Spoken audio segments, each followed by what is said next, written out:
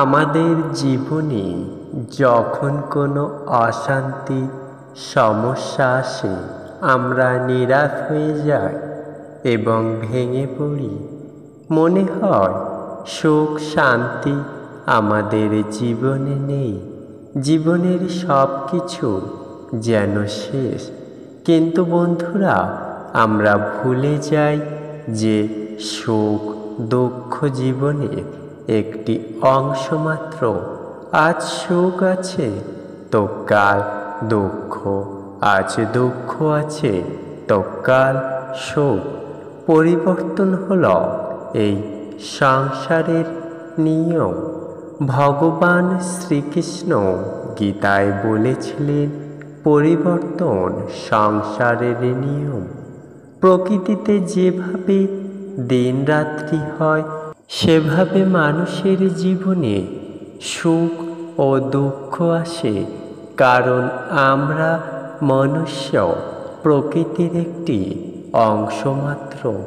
যেভাবে দিন হলে আমাদের আলোর প্রয়োজন হয় না, কিন্তু যখন রাত্রি নেমে আসে তখন আমাদের ঘর রাস্তা আলোকিত করার জন্য আলো জ্বালানোর প্রয়োজন হয়। সেইভাবে আমাদের জীবনে যখন সুখ শান্তি থাকে, তখন আমরা দুঃখের কথা ভুলে যাই।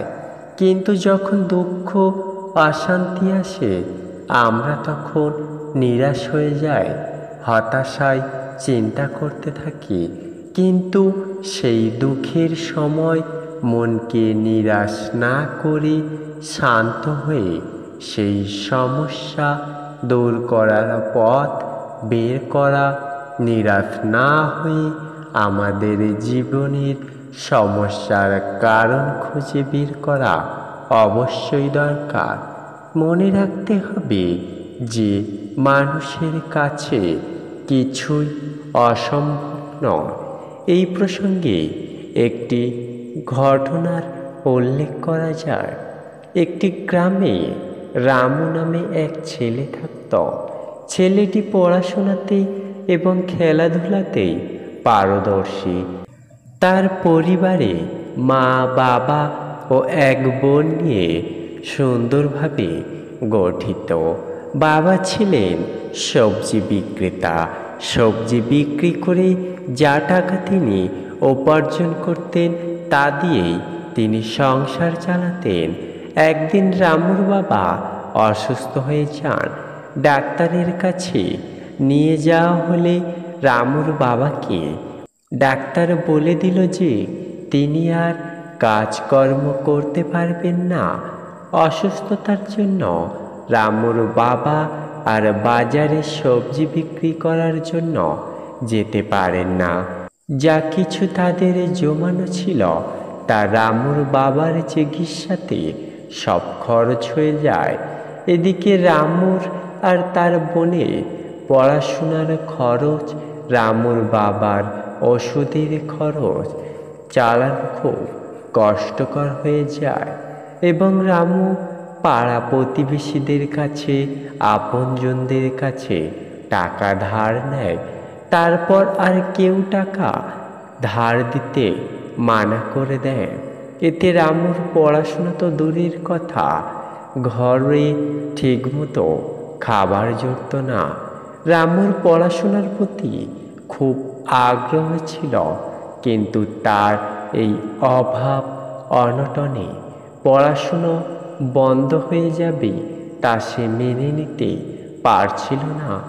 তাই সে মনে মনে একটি সমস্যা বের করলেন।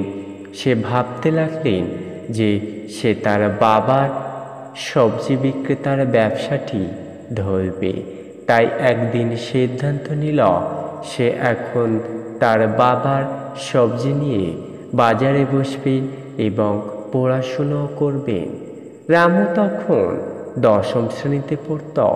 তার এই কথা তার মাকে বলল, কিন্তু সমস্যা হলো সবজি শহর থেকে কিনে এনে বিক্রি করতে হবে, তার জন্য টাকার দরকার।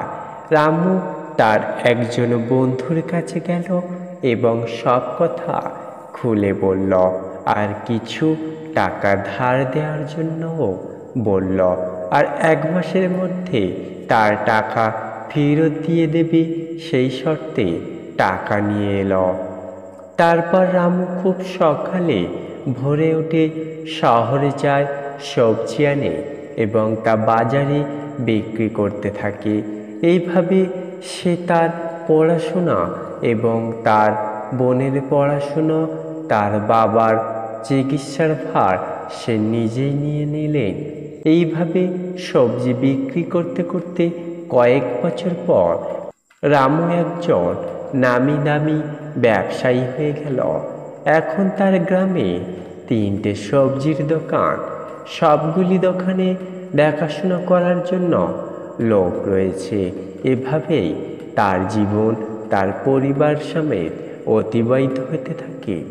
তাই জীবনে যখনই সমস্যা আসে তখন ভয় না পেয়ে, নিরাশ না হয়ে, অযথা সৃষ্টিকর্তার উপর দোষারোপ না করে নিজের চেষ্টায় সেই সমস্যা থেকে বের হওয়ার পথ বের করতে হবে।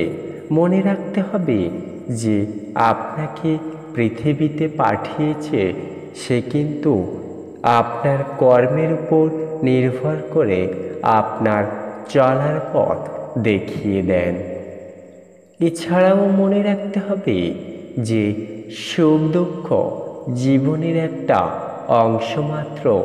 আজ দুঃখ থাকলে কাল সুখ অবশ্যই আসবে। সুখ এবং দুঃখ নিয়েই তো মানুষের জীবন গড়া।